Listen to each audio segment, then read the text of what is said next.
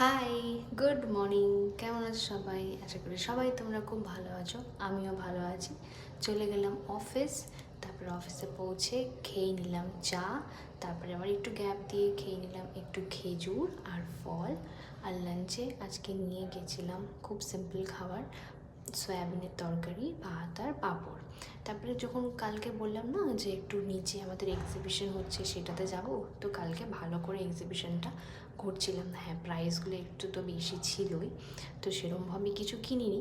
আমি regular wire যে ইয়াররিংগুলো পরি সেগুলোই আমি দুটো জোড়া ইয়াররিং কিনেছি, একটা হোয়াইট কালার একটা পার্পল কালার।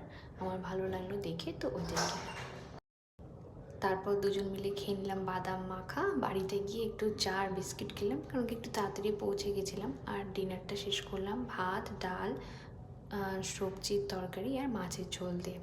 এইভাবেই আমার দিনটা শেষ হলো। তো চলো ভাই, আবার কালকে দেখা হচ্ছে। টাটা।